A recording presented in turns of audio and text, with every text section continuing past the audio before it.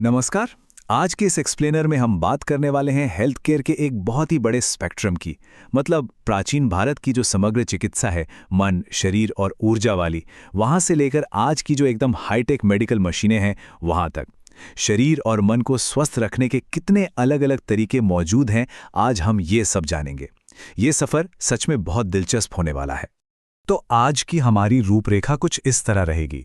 सबसे पहले हम मन, शरीर और ऊर्जा के कनेक्शन को समझेंगे, फिर आधुनिक कैंसर ट्रीटमेंट, बच्चों में मिर्गी का इलाज, ऑर्थोपेडिक्स और स्किन केयर, और आखिर में इनफर्टिलिटी और आईवीएफ पर बात करेंगे।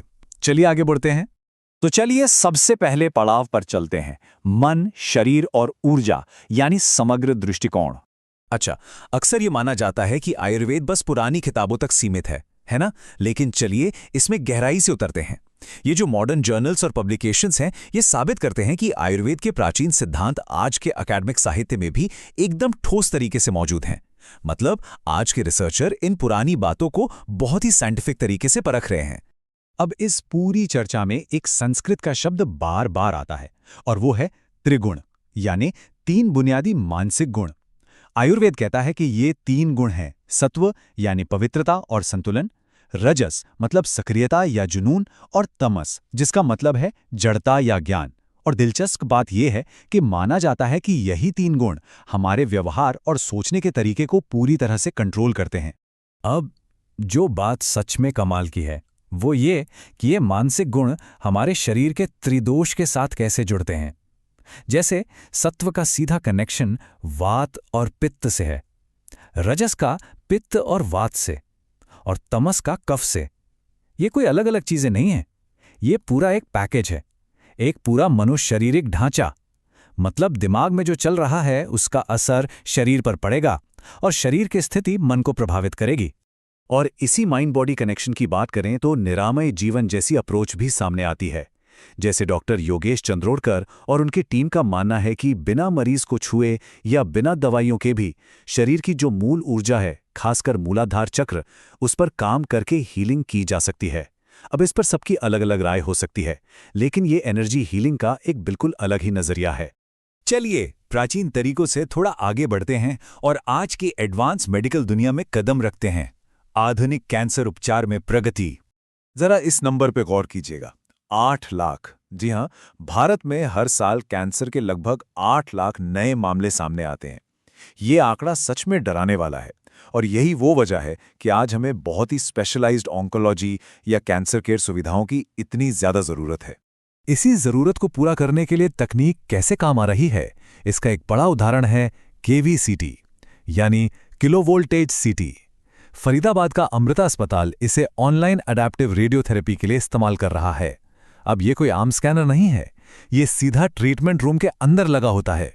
जैसे जैसे ट्यूमर का साइज बदलता है, ये मशीन उसी वक्त रेडिएशन को एडजस्ट कर लेती है। ये सच में एक बहुत बड़ा गेम चेंजर है। लेकिन देखिए, इन बड़ी बड़ी मशीनों के पीछे आखिर होते तो इंसानी है ना। जैसे डॉक्टर भास्कर विश्वनाथन का ये कहना बिल्कुल सटीक है कि उनका मकसद तकनीक को बायोलॉजी के साथ जोड़ना है, ताकि कम साइड इफेक्ट्स के साथ लोगों की जान बचाई जा सके। ये बात हमें याद दिलाती है कि हर मशीन के पीछे एक ऐसा डॉक्टर है जो किसी की जिंदगी बचाने के लिए दिन रात एक कर रहा है। इस हाईटेक दुनिया से अब बढ़ते हैं हमारे तीसरे सेक्शन की तरफ, बच्चों में मिर्गी का इलाज और बाल चिकित्सा न्यूरोलॉजी। बच्चों के दिमाग का मामला बहुत नाजुक होता है।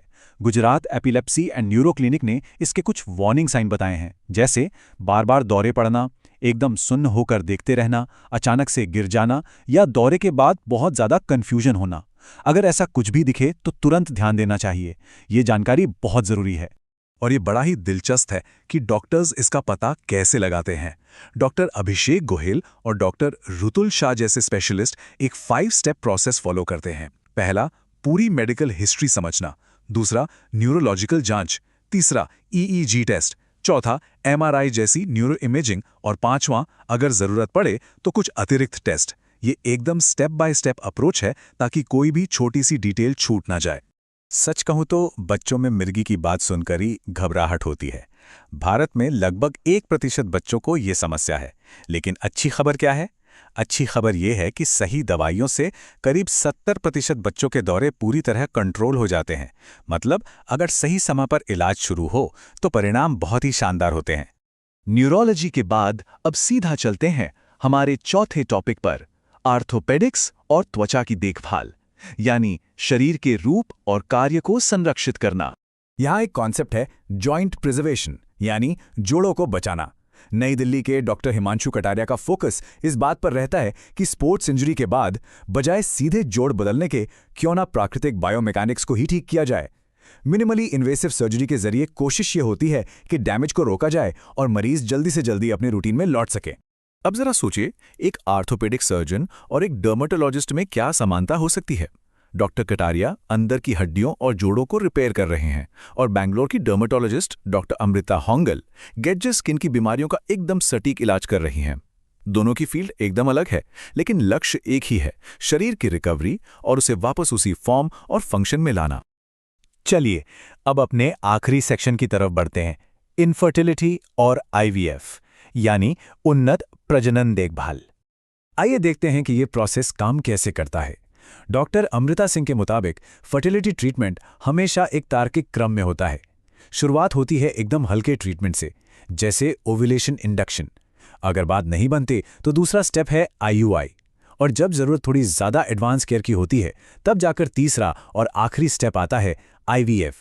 लेकिन देखिए, इस पूरे सफर में सिर्फ तकनीक ही काफी नहीं होती। पीसीओएस, एंडोमेट्रियोसिस या बार बार मिसकैरेज जैसी कॉम्प्लेक्स प्रॉब्लम से डील करना आसान नहीं है। इसके लिए नोवा आईवीएफ की डॉक्टर पारुल गुप्ता खन्ना और डॉक्टर रश्मि अग्रवाल जैसे एक्सपर्ट न सिर्फ एडवांस तकनीक का इस्तेमाल करते हैं, बल्कि मरीजों को इमोशनल सपोर्ट और पर्सनल केयर भी देते हैं। यहाँ विज्ञान के साथ साथ मानवीय संवेदना की भी बहुत जरूरत होती है। खैर, आज हमने माइंड बॉडी की पुरानी फिलॉसफी से लेकर एकदम हाईटेक रेडियोथेरेपी और आईवीएफ तक का सफर तय किया है।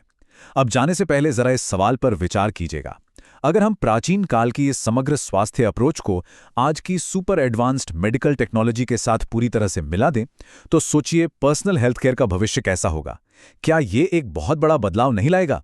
खैर, इस एक्सप्लेनर में आज के लिए बस इतना ही। हमारे साथ जुड़ने के लिए बहुत बहुत शुक्रिया।